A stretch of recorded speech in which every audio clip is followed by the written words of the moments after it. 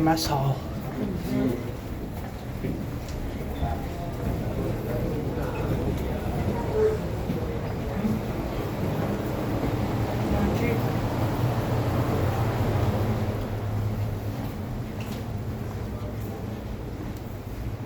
In addition to taking as many pictures as you like, if you have a K meter, EMF detectors, Orvalus, any spirit detection devices, if you want to use them, you're welcome to use them as well. If you don't believe in ghosts at all, we don't make fun of the people who are using the ghost detection devices. I moved to Charleston 25 years ago willing to believe in ghosts, I think is the best way I've learned to describe it. In the time I've spent here, the stories I've heard and the experiences I've had, I've moved more toward just believing, and welcome you if you are like me, and welcome you if you're not like me. Whatever your opinion on the matter might be, I'm just here to share the stories.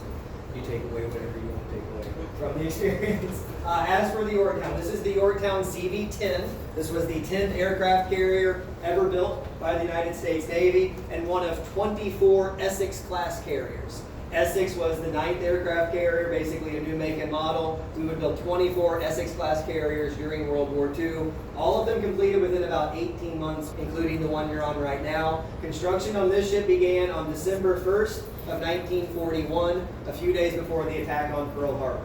At that point in time, the ship was going to be named the Bonhomme Richard because there was already a ship called the Yorktown in the United States Navy. The Yorktown CV-5, an aircraft carrier in the Pacific Ocean in the first half of World War II, lost in the Battle of Midway. The Battle of Midway is won because the Yorktown CV-5 stood her ground and let her air squadrons do as much damage as possible to the Japanese Navy. She's referred to as the Martyr of Midway. And when the Japanese see the Yorktown CV-5 go down, they at least think we've taken one of these ships out of the equation. And then a couple of years later, they see the Yorktown is back in the waters of the Pacific Ocean because we renamed this ship both as a tribute and as an attempt to confuse the Japanese in the second half of the war. Construction starts December 1st of 1941. April 15th of 1943, the ship is completed. They've got this thing all the way done, fully outfitted, ready to be christened, launched, and commissioned in Newport News, Virginia. And there is a huge ceremony that's going to be held on that date.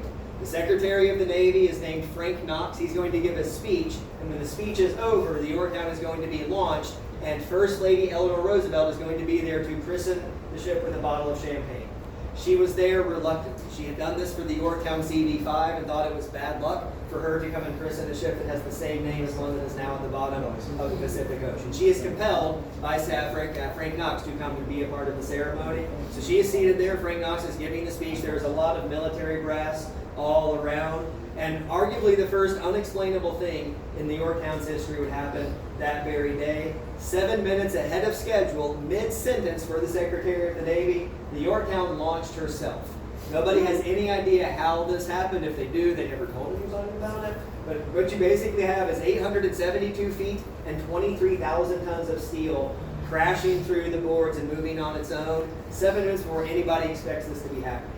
Which means Eleanor Roosevelt is just sitting there not holding a bottle of champagne. Which means she's not going to have a whole lot of time to christen the ship, which has got to be done. So she jumps up and grabs the bottle of champagne and hurls it, and it bounces off of the hull and nearly hits her in the head and goes rolling down the pier. She picks it up, gives it one last attempt, and as she's about to run out of space, she has enough force to bust the bottle of champagne, christen the Yorktown, christen herself, christen the Secretary of the Navy, and christen the captain of the ship, a man named Joseph Clark. Joseph Clark happens to be the first Native American to graduate from the Naval Academy, and the chief of his Cherokee tribe is there to bless the ship that day. So there's a lot of sort of out of the ordinary things happening that particular day. And worth noting this before we move on, the number 5 shows up a lot in the history and the story of the Yorktown. 10 is a duplicate of 5. 5 is the namesake for this vessel, and April 15th is the launch day for this particular ship. There are more instances of the number 5 showing up, but right there at the very outset, you got it 3 times off the rip, and that sort of becomes this recurring theme in the history of the vessel. Any questions about the backstory, sort of where the Yorktown got started? Yeah. I heard someone say yeah. As for the paranormal interest in it all, around 2010, a local tour company started giving nighttime tours on the Yorktown, talking about the spirits that are still bouncing around the corridors. The head tour guide of that company was Bruce Orr. He still works with our company now, wrote a book about the spirits on the Yorktown. It's like they've written a book on this particular subject matter. And then around 2 years after that, Ghost Hunters the group from Sci-Fi comes down here. They do a series episode, season 8, episode 10, Haunted by Heroes, the name of the episode. And if you buy into those shows, they've got some pretty compelling evidence on that particular episode. If you don't, it's still entertaining to watch their exploration of the Yorktown, especially when you have also explored some of the spaces that you get to go through. We're going to now move on and sort of see how the crew lived their day-to-day life, pass through some of the spaces where they ate, where they slept, where they built new bonds and friendships, and sort of contemplated what they were up against during the course of World War II. So y'all follow me out through here.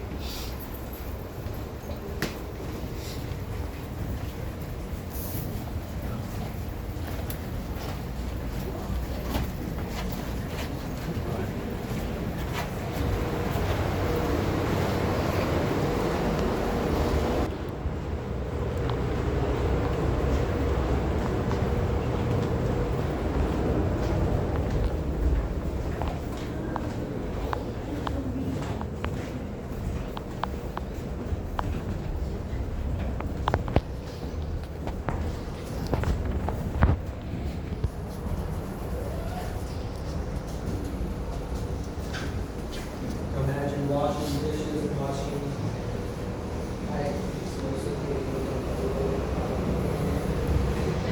every aspect of life is always.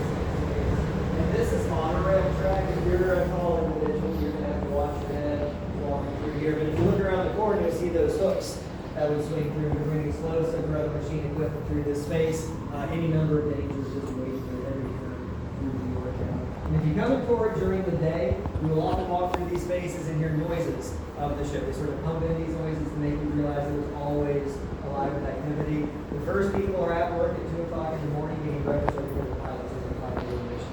2 o'clock in the morning till after midnight, the kitchen's working, all this activity. 4 meals a day, breakfast, lunch, dinner, and midnight rations. 1,000 calories a meal was the goal. 1,000 calories a meal. And the scullery is like the prep kitchen and cleanup area. And during the day, the noises are packed back there. You've got pots and pans playing and so forth, bouncing around. 6:30, the museum is closed. All the sounds turn off. And every so often, you'll come in here, and those sounds that turned off at 6:30 have turned back on again by 7:30. Sometimes they're not on at 7:30, but they are on at 9:30. Sometimes they're on for boat tours. Sometimes they're on for boat tours. Whenever I was in training, tour guys are always saying, they just turn themselves on. What noises we want. And I thought that was just more guy development. And one night I noticed I was yelling at everyone's faces because I was used to yelling over the noises right here, and everybody's like, I don't realize there was no noise whatsoever, and I could come down a little bit. So I decided to ask one of the security guards. There's a security guard on board 24 hours a day. When we all leave at midnight, there are no scouts on board, there's one guard still. Sometimes it is the young lady Elizabeth. Walk through, coming down here. I looked at her, she's like the best one. Elizabeth, what is up with the sounds on the Yorktown? Did we just make it up, or we were themselves on and off? And she said she's been on the ship, and the power has gone out. And she's walked through here and heard the noises of stuff. No reason noises should be made, but other unexplainable noises to talk about as we head up into the berthing area where the crew slept. Whenever they slept, we had 12-hour shifts. If you were sleeping 12 hours, they were working together. When you get out of your bed, somebody else's shift is ending, they're sleeping in your stressed out. You think it's not sticky now about what they went through, but you can really start to empathize and feel better off at that point. Not much, but there's a little bit because we're getting closer to anchor now. So there's a nice little. Watch your head, watch your step, and follow me up here. Get some room to sort of fan out and explore around.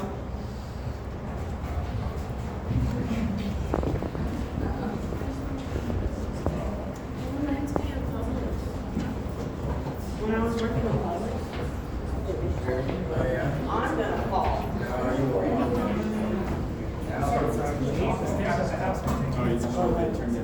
Yeah, it's different. That's cool, but, okay. Gonna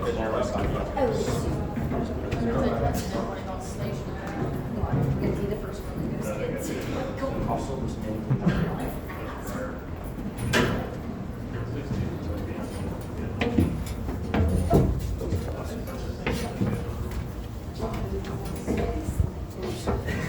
These no lay down flap.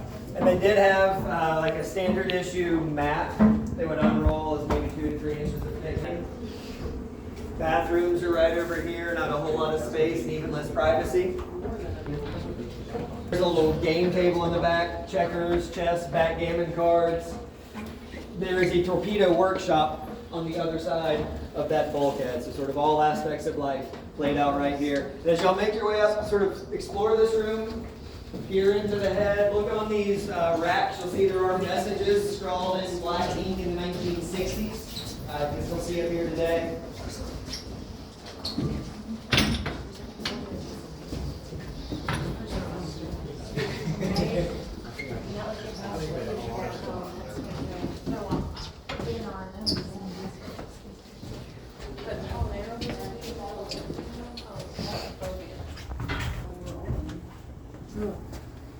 So you would have in the neighborhood of 3,000 men on board the Yorktown at any point in time. The full complement included about 2,500 enlisted men and around 500 officers. This is the enlisted men's portion of the ship. We'll be in the officer section a little bit later on. Average age was 19. You all right? Funny bone, wasn't it? Right on it. Average age was 19 years old for the volunteers, for the most part, who were serving on board the Yorktown. World War II Navy history is sort of what drew me in as a history nerd back in 6th grade. My dad's father served in the Navy in World War II on a battleship called the California. And before I got so sidetracked by Charleston being America's most historic city, it was World War II naval history, sort of my first passion in studying the past. So it's been fascinating to sort of look back into what his experiences might have been like, at least, and to think of someone from southern Indiana sort of moving into this new world where you're on something as vast as something that weighs 30,000 tons and can somehow carry all of these men and aircraft across the ocean. Sort of a new family being formed. You got this new brotherhood of these young men coming together. They talk about the officers as their father figures, men who are older than them, more experienced, who set rules and maintain order and discipline on the ship. And they talk about the Yorktown as a mother figure, something that rocks them to sleep at night, however comfortably or uncomfortably it might be done. Feeds them 4 meals a day, 4,000 calories, and 10,000 chocolate chip cookies made every day on the Yorktown, which seems like a lot until you think 3 cookies a person's 9,000 right there, and I can eat 3.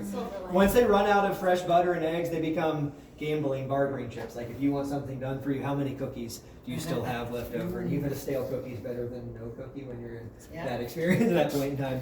And so you sort of have the idea that these men are attached to this space because of what it meant to them in such a formative time in their lives. Terrifying, exciting.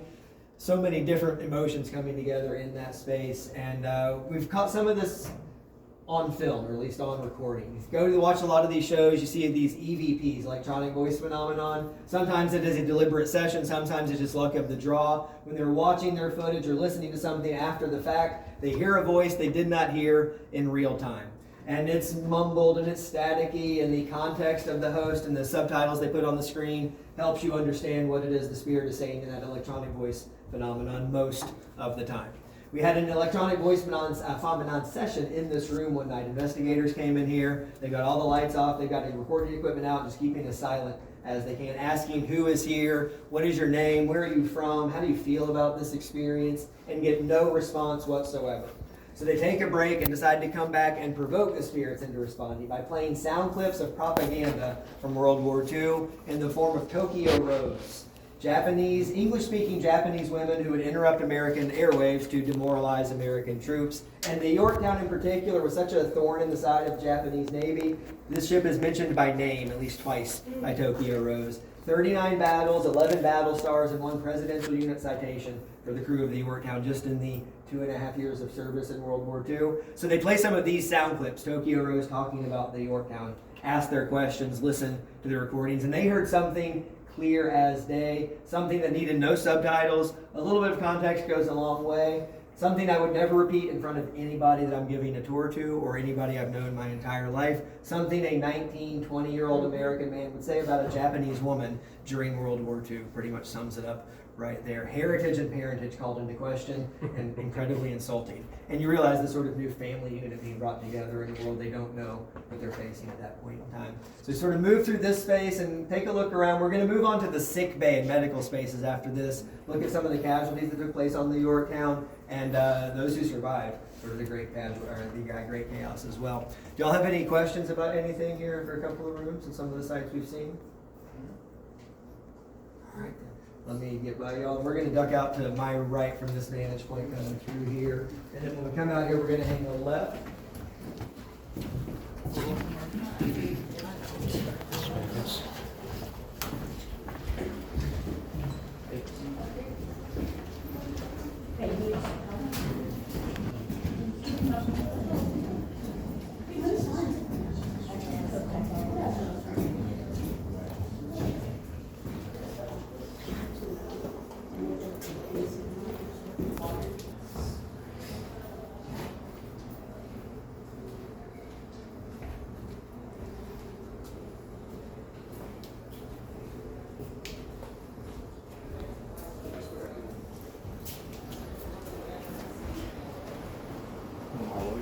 On rare occasion, people will use these elevators to get out of harm's way from the flight deck down to you're in right now, with the hangar deck as a good stopover in between. In the medical spaces, there are quite a few mannequins in various states of distress, and a handful trying to help them get through that distress. So be prepared for a lot of startled expressions on them and you as you're walking through. You're sort of fanning out, looking at any little corners and cubbies in the rooms as you pass and see what these guys were going through out in the open sea while they were having surgical procedures taken care of. If you're nervous about going to the hospital,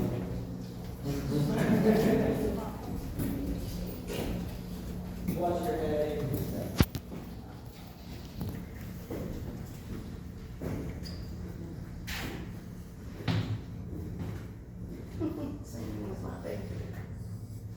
I hope we didn't bother you. Hope we didn't interrupt. Oh, look at this broken cable.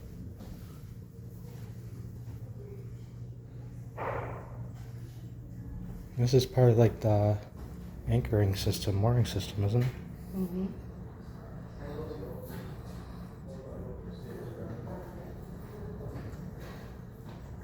Straight down.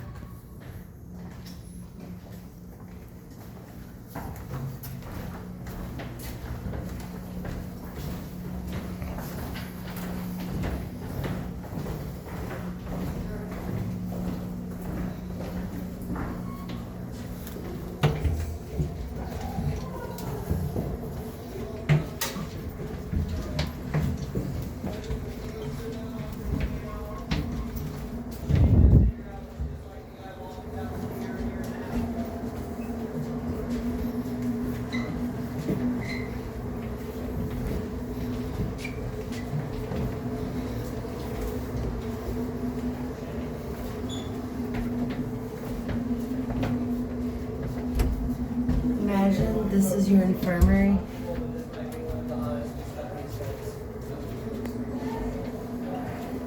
I also feel like there is an extra layer of the aroma in this room, like they didn't change the sheets the last time. A little extra sweatiness in here.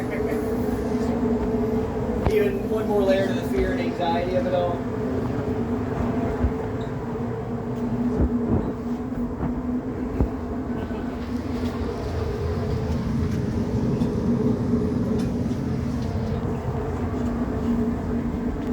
Most of the major surgical procedures and hospital type functions of a naval fleet would have been stationed on board the larger ships, these aircraft carriers, and some of the best surgeons in the Navy would have been working on the Yorktown during World War II. Early on in the late August 1943, we are going to attack the Marcus Islands, sort of pushing back toward the island of Japan and their encroachment on our west coast. And that's the first engagement the Yorktown is involved in. During one of those battles, some of the Marines storming one of the island bases was going to have a live mortar stuck in his side. On the outside of his body, a large round of artillery is now lodged in his ribs and collapsed his lung. They are going to bring him onto the Yorktown, but not down here to the sick bay, but put him on the flight deck to surgically remove a live piece of mortar from this man and throw it overboard before it does any damage to the vessel itself. That man would survive that extreme circumstance he was put through, but about 3 weeks later, the first casualty took place on board the Yorktown. It was November of 1943. A 19-year-old pharmacist aide named Ken Rayford passed away in the room you're in right now. on the bunk right behind you as the result of a fungal infection he got because of body lice. Something that is not what you would expect to cause the first casualty on board the Yorktown, especially after you hear about a guy getting a mortar stuck in the side. It goes untreated for so long in such a hot and unhealthy environment, it gets beyond anyone's control, and he's going to be buried at sea, and there's going to be a new wave of panic on the Yorktown. Now there is something killing people that's on the ship, and nobody really understands, at least for the youngest men, sort of what this threat is or where it came from. All they know is every now and then somebody they know is getting stripped naked, head shaved, sprayed with delousing powder, and sent on their merry way. Just one more thing to add to the confusion and sort of the anxiety in this space. With all of that said, there were a total of 141 casualties on board the Yorktown CV-10 in a total of 21 years of service history, which, if you are unaware, is a remarkably low number. Out of those 141 casualties, only 5 of them were the result of direct enemy fire.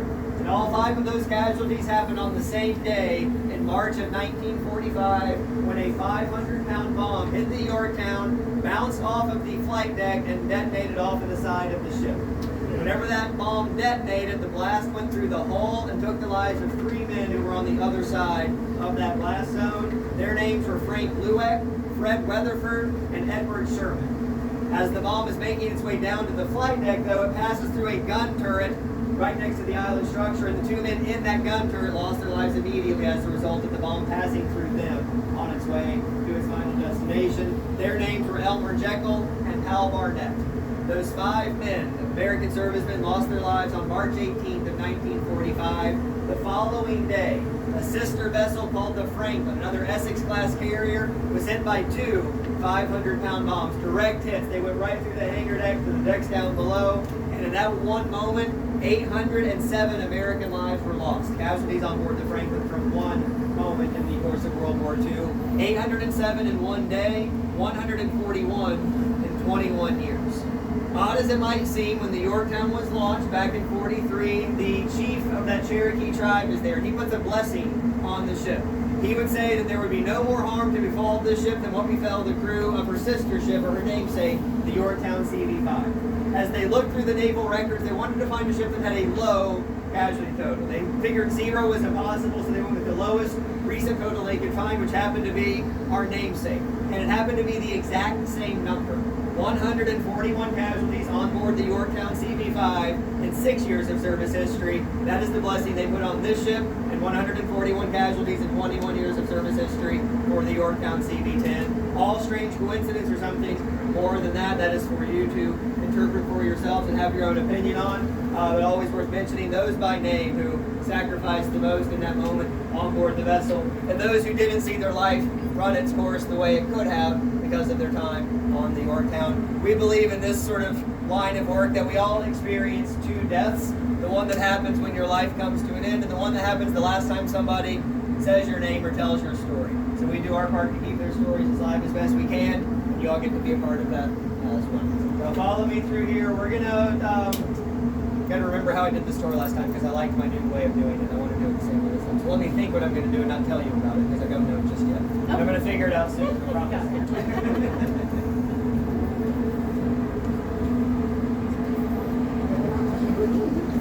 This is extremely awesome.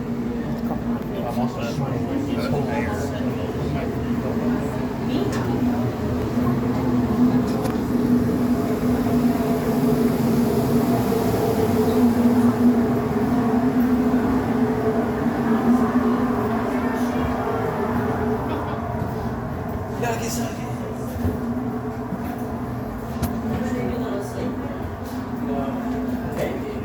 It feels like one of those listening parts.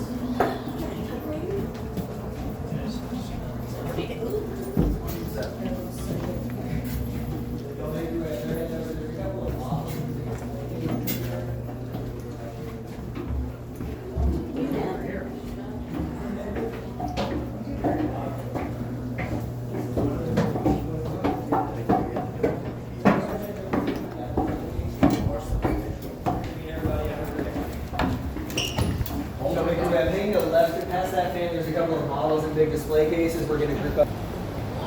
This is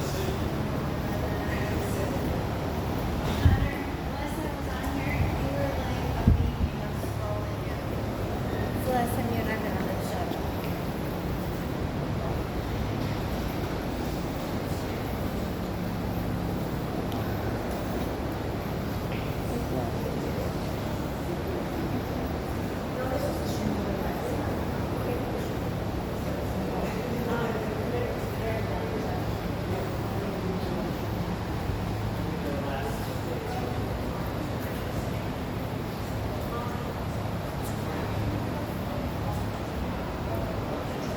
All right, folks, follow me right over here.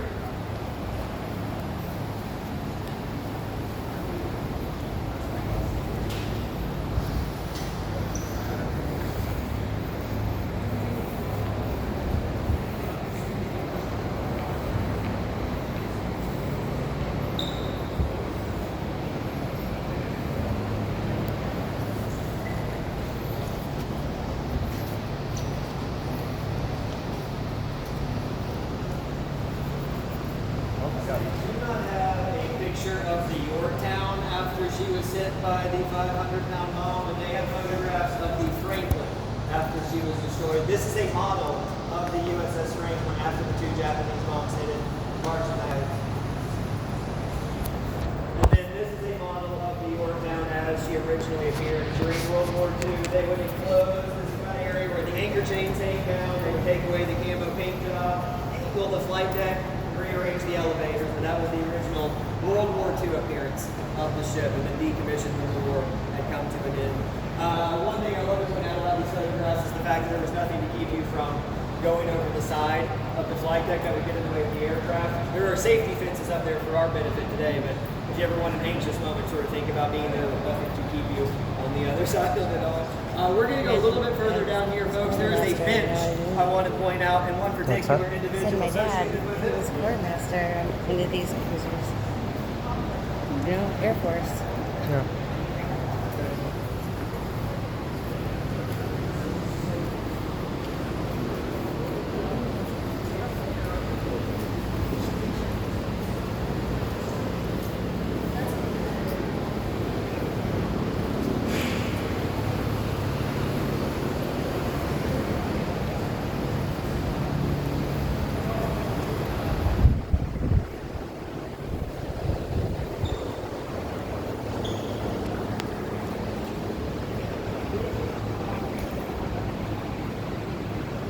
Coming a little bit closer here, so I'm not projecting too much of what my colleague has been giving tours on the Yorktown a lot longer than I have, so I've got to give seniority where seniority needs to be given.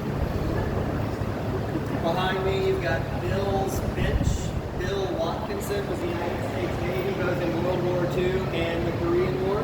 He served on the Yorktown CV-10 during World War II. His last mission was flying security detail around the Missouri, remember Japan surrenders at the end of it all. He then goes on to fly more missions in the Korean War, and then retires from the Navy in the 1950s, gets married, goes up to New Jersey, gets half to decide New Jersey, and then starts to spend more and more time down here in Charleston, Mississippi, more during World War II. His wife passed away, and he decides to commit half of his life living down here and volunteering on the York. He starts to point, and he starts sitting here when the shifts are over, telling stories to a few people at first, and then more and more people crowd around.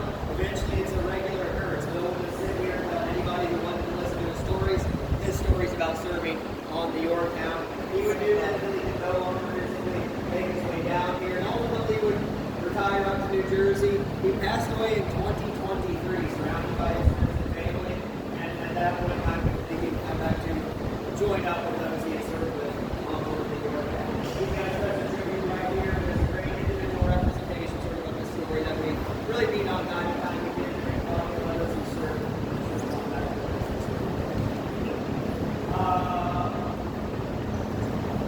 Going down here. Sorry. Happens every now and then. Don't look ready.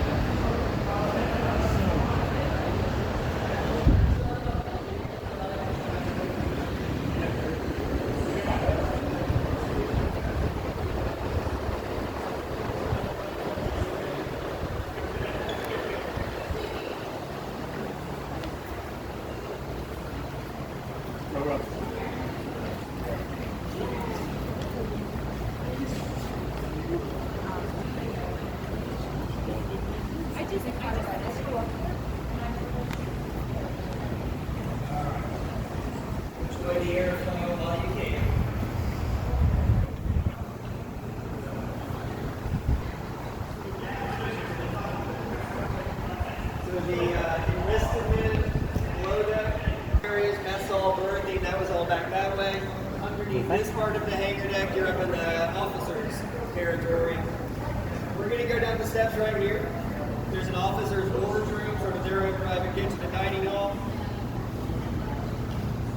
And right next to that officer's wardroom, there's a part of the ship that a lot of people who work on the ship do not like to go into. The Ghost Hunters crew followed footsteps down this corridor. They got things on film that are difficult to explain depending on your perspective on the matter. One of them felt like somebody came by and pushed him out of the way. Then they put a thermal imaging camera on his chest and found a handprint right where he'd been pushed 2 minutes earlier. It's part of the ship that even security guards don't like to go into unless they have another security guard to go along with. It is one of the most confined parts of the tour experience. It's going to be stuffy and sweaty down there and give you a really genuine experience of what it would have been like to be on the Yorktown whenever all the lights are off on the Yorktown. It could be a good place to get something happening with control or at least fire the camera off as much as possible because you never know what's going to show up in those areas. Follow me down here, y'all.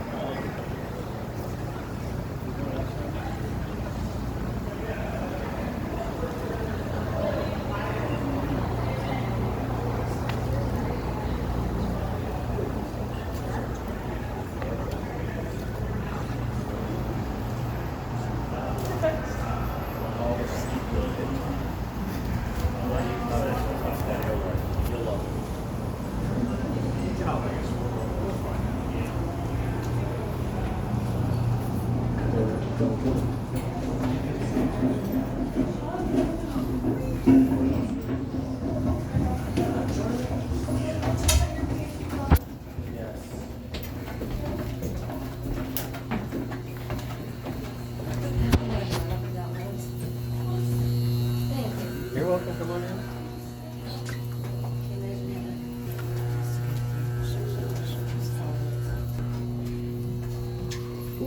Cindy's doing it. Nice. I was sliding, I'm sorry. It's the real experience, you know. I said, that's how you get around. Go forward, They're slide They were a down. bit too sticky, so I wasn't going that fast. Probably just turned it off. Light over there. Oh, I'm so sorry. Boom. Are you alright? Okay. Already Fallon, tour guide Fallon.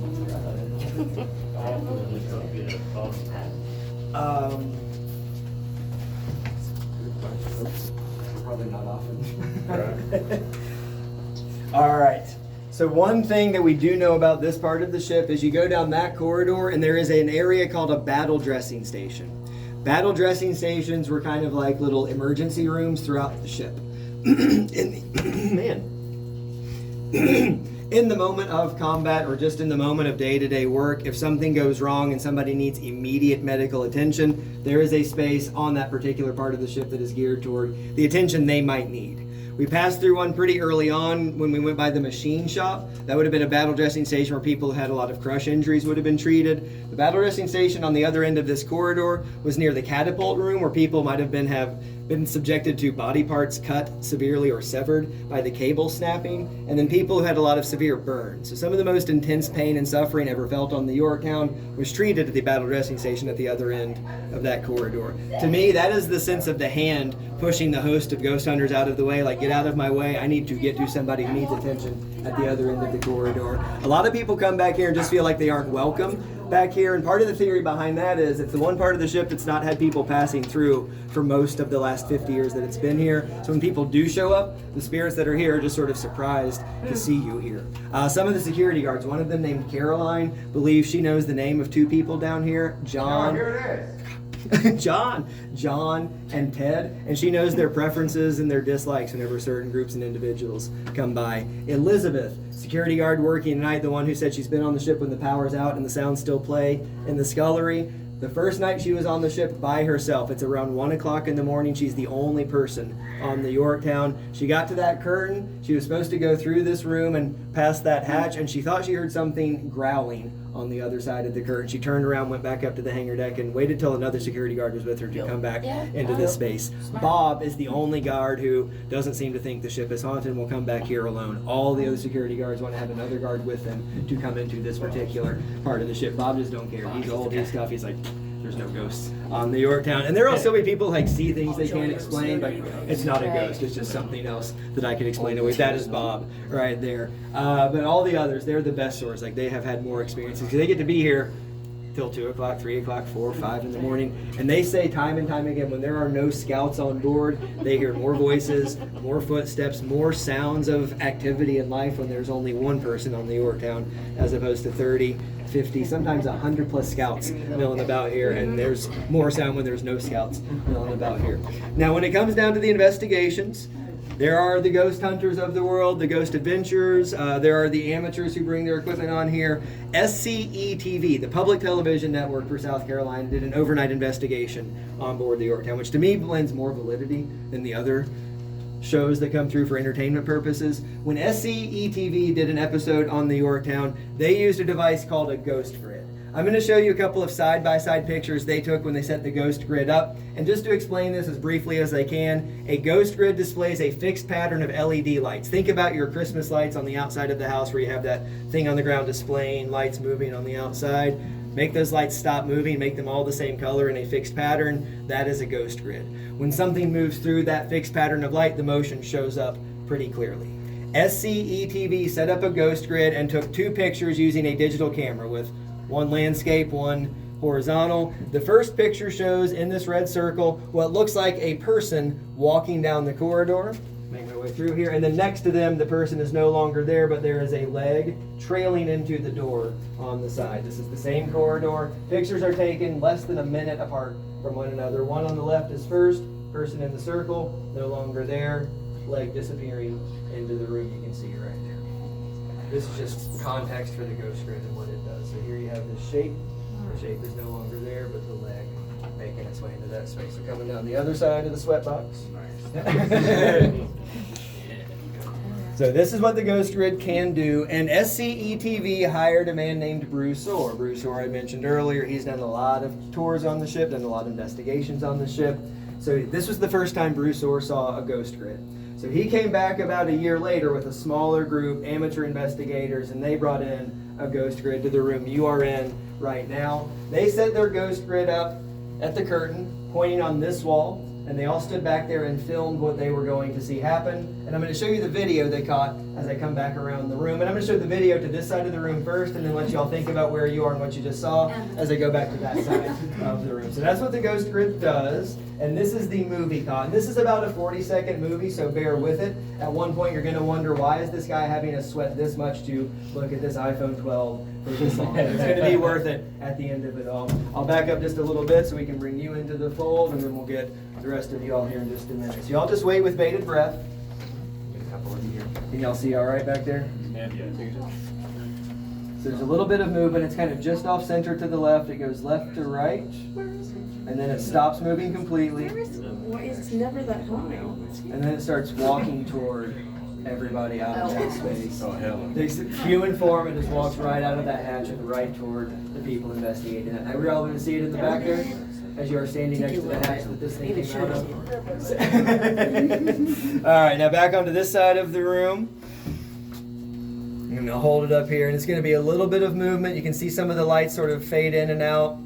I do need to turn. We're an above age group. We can listen to whatever they say. It's not the foulest language you've ever heard a ghost investigator use. Oh, my ears. Especially on this vessel. I had a guy once whose father had worked in the as a boiler tender in the engine room. Yeah. And when you walk down to the engine room, there's this big sign that says Hell's Half Acre. He's like, are you going to tell him the full name? And I said, I don't know the full name. Oh, look at that. This thing walking out of the hatch back there. Oh, my days. So I said, I don't know the full name, do you? And he said, yes, I do. They called it Hell's Half Acre, the Devil's Asshole. And I was like, well, that's an appropriate thing to say on a tour on board the Yorktown right there. And I said, how do you know that? And he said, my dad worked down here. And I said, well, that's an insight that I would have never had at that particular point in time. So if y'all want, you can explore around a little bit, take pictures. A lot of tour guides will get their groups down here and they take pictures and all sorts of things show up. I've had one guest take one picture that seemed out of the ordinary, and right behind you, sir, there is a pipe with a valve on it. There was a hand, there was an arm, and there was nothing else holding on to that valve and trying to do some work in the space you're in right now. Y'all mill about a little bit if you can find the room to mill about a little bit. I'm going to slide this way and shine my light back on so you know where you're going and what you might run into.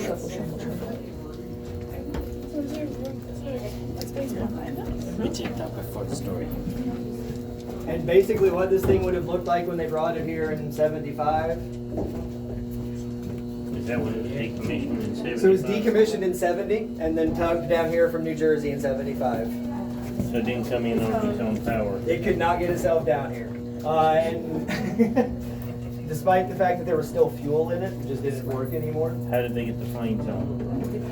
Cranes. Cranes. Lift them up with cranes. Once it were here or before it was done? Once it was here.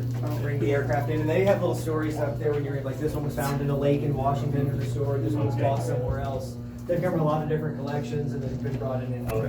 the Yorktown was here. Okay. Since you asked, the guy told me this was the Japanese aircraft didn't have landing gear all the time, so they would have to land in airfields and then they would use back on their aircraft carriers. What do you see? I'm sorry. All right, y'all. As everybody's had their fill back there, we're gonna start making our way out of the curtain. And y'all make your way out of the curtain.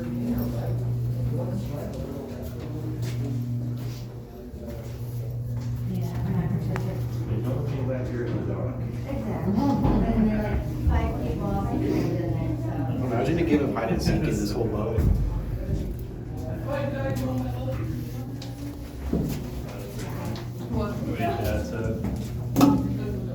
nothing back there but the door. Yeah, since the guy that won't go outside of the door. Yeah, that's far enough. Is there anything good back here?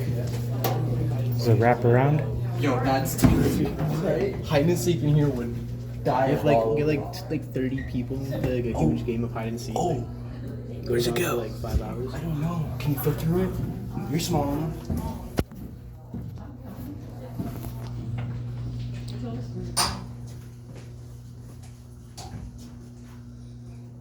Well, they got a course out there here. Kaya, borrow your pencil. They were private, this is the private.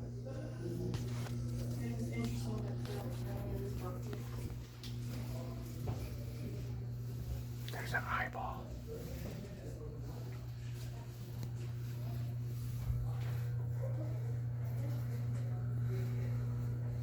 Paint's peeling.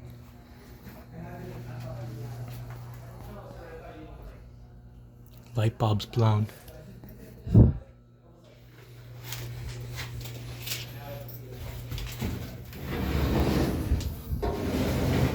Dude, get out of his shit. He's gonna fucking kill you.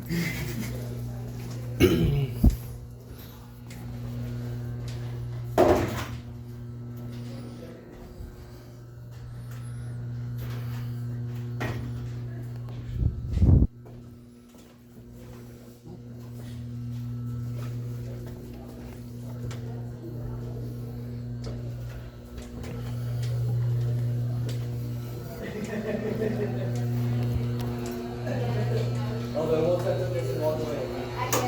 Unless Bob catches up, it don't matter. I've done my part.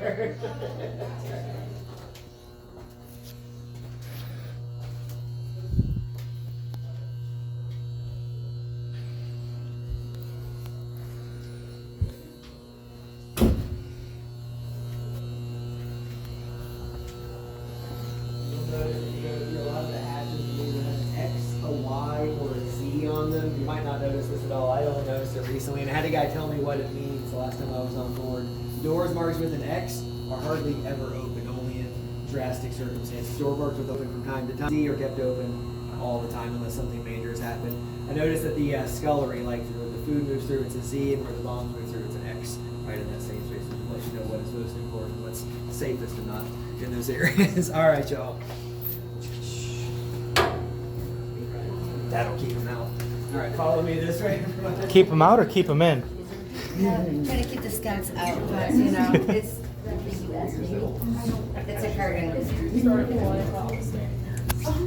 That's my kids in the car. Music started flying out of the, there's a curtain. Music started coming out. They're not invited. Like there's any. And we'll call it, there's the problem with the military.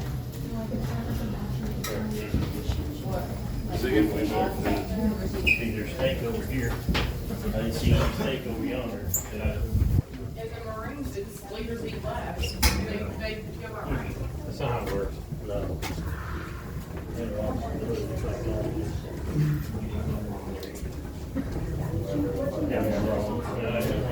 Anybody can go in there.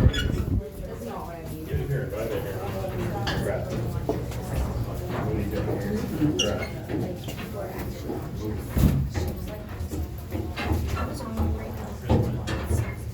480 volts. There was a picture of their bed. They didn't have sheets. The Hello Kitty sheets they did.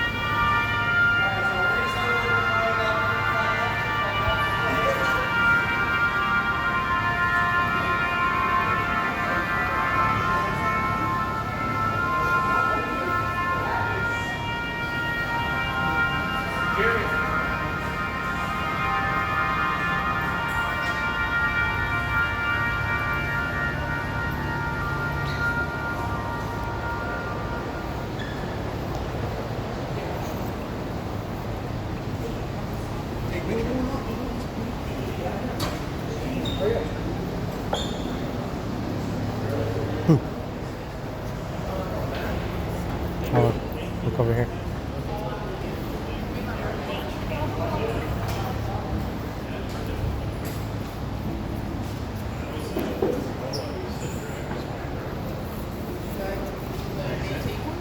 We can't leave frickin' track by themselves.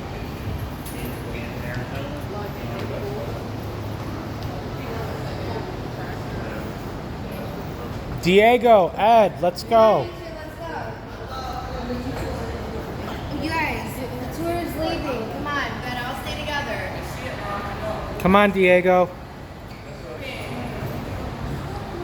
And Ed. Or Silent J, I'm not sure. Silent J, not Silent Bob. That's got to be an awesome experience, man.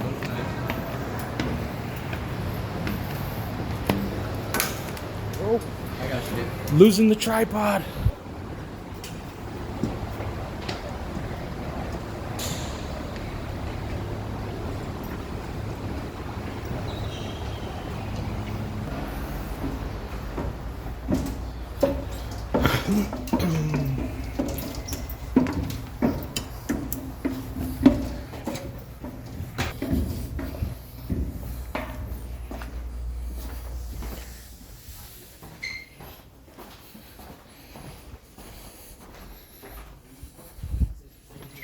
Yorktown. You hear the metal pop, you hear things that you can get excited about, and then realize that it's just the natural order of physics working. And then other times you hear a hatch slam so hard you would think somebody was pissed about something, and then you realize it's just your group, you and the one security guard, and you just saw Bob down on the hangar deck, so you know he's not up on this corridor, and you can't figure out who it was that just slammed the hatch, and then you hear the footsteps running down like they're trying to move through that space. And a lot of the guards will say that is a really common thing for this ready room, to hear the pilots sort of running to their posts, slamming the doors, getting to where they need to be as quickly as possible. Even some of the reviews that have been left online, people like, we heard hatches slamming when we were in the ready room. That's one of the most frequently sort of occurring things on the Yorktown. And we tie almost all of that to one particular pilot, a man named Compton Rust Hummel. Lieutenant Hummel was born in Louisiana. He was a skilled pilot, one of the best that ever flew on the Yorktown. As good as he was at navigating his way through the sky, he was horrible at navigating his way through the ship. And as I was just talking with somebody about how easy it is to get lost on here, it literally took me almost 2 years to have a clue as to where it was and not get people lost as part of my own tour guiding on the Yorktown. So I can feel for this guy. He was on board the ship for a few months, and in February of 1944, he's got a few missions under his belt. People know he's a good pilot, but they also know he always goes to the wrong ready room. He's a bomber pilot showing up in the fighter pilot's ready room, so he just sort of gets on everyone's nerves because of that. And there's this mission in February of 1944 that he shows up to this ready room, which is the ready room he's not supposed to be in. He goes slamming down the hallway looking for the right spot, and as he's wandering around the ship trying to find the place where he's going to get free for the mission gets called off. The weather and the light was so poor, they just say, scrap this mission. It's not worth risking the lives and the equipment to sort of make this attack worthwhile. So they call the whole thing off, and Lieutenant Hummel isn't in a ready room. He's nowhere to be found whenever they call the mission off. He's roaming around the ship as far as anybody knows. The following day, nobody has seen Lieutenant Hummel. It gets 24 hours after the mission is aborted, and they still haven't seen him anywhere on board the Yorktown. They would never see Lieutenant Hummel again on board the Yorktown. He was lost at sea February 17th of 1944. The best they can figure is he was so disoriented at one point he walked overboard and was not spotted whenever that happened. There were ships that trailed these massive aircraft carriers just in case somebody went overboard. I know that because I had a guy on tour in this room told that story about Lieutenant Hummel, and he's like, my grandfather served in the Navy in World War II and got permission to sleep on the flight deck because it was so hot and stuffy down below. He just couldn't get any sleep, and they said, you can sleep up there if you want, just make these precautions, which he did. He and his buddy are asleep on the flight deck. They lift an aircraft up and fold the wings down to get it ready to take off and knock him and his buddy off of the flight deck. They realized it happened, so they threw them life rafts, and they said they floated in the Pacific Ocean in blackness for 2 hours waiting for a submarine to come around and get them. No such rescue for Lieutenant Hummel. Whenever he went overboard, if that's what happened, nobody realized it happened, and by the time they realized he wasn't on the ship, it was too late to even go back to start looking for him. If he didn't go overboard, then it's even greater mystery as to what happened to him. He was simply lost at sea February 17th of 1944. This was the last room that anybody really saw him in when he was on the Yorktown at that point in time. We're going to come out of here and hang a left and start making our way up onto the flight deck for the last leg of the tour. I feel like I haven't checked in too long. Do y'all have any questions about anything? His hand raised up. You have a question? No, he doesn't. No. Unglue yourselves from the black vinyl. And the flight deck. Can you imagine us falling off the side of this? Yeah. We're going up that right now. Wait, look.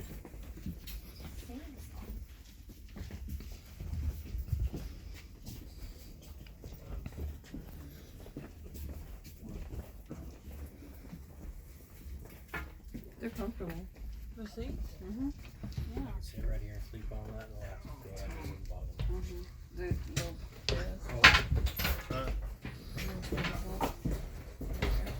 Ooh, cool over here. I don't like that.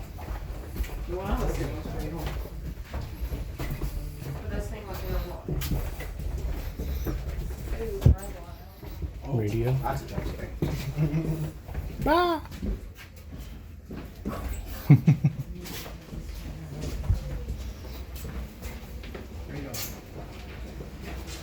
Always got his Marlboros. Alright, as we pile up in Compact Information Center. This is where all of the radar and sonar, all of the information gathered from miles around the ship is read by me in this room. We did write everything on walls for everybody else to make their plans for the upcoming missions, where the ship is going and where the aircraft are. other side of the class, go to school for 2 weeks to learn how to write backwards. They can write backwards. People out here can read what they're writing down and make decisions. Not for eerie effect. Just make it easier to see when it's dark outside. It's pitch black out there, and you need to see immediately down here. You need a softer light. Bright light is going to be blinding. A pirate's eye patch serves the same function. On the good eye, they have it covered, so they have night vision developing. When they go below deck, they switch over. Now they can see the light. You really notice you see all the lights say white, off, red. Even the blue and green lights on the maps.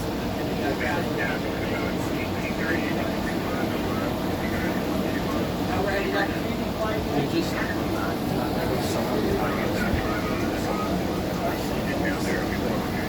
Not me.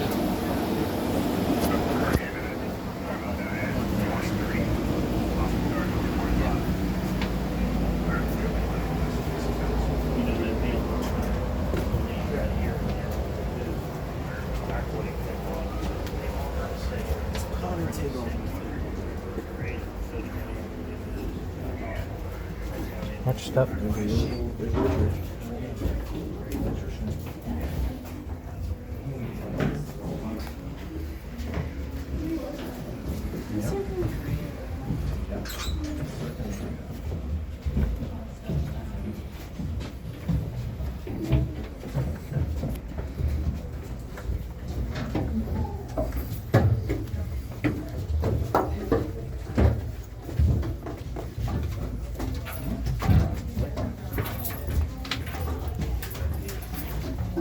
Thanks, Mom.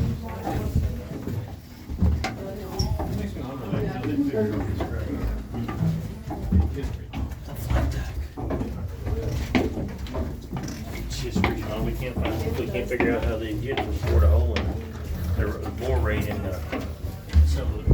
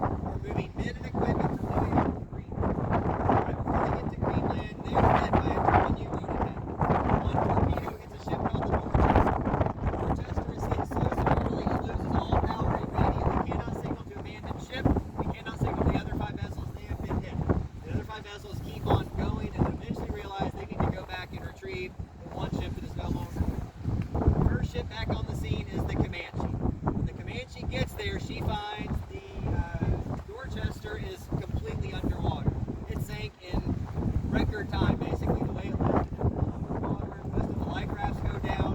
Most of the men don't even have their life jackets on. It was just so quick, the attack. But ultimately, whenever the Dorchesters, whenever the Comanche gets there, they find hundreds and hundreds of American sailors in the water, all of them holding or wearing their life jackets. All of their life jackets have a red beacon light on it. This little red light that glows at the surface of the water. People know here are the individuals you need to retrieve in this rescue mission. That particular day, Comanche got nearly 800 men out of the water.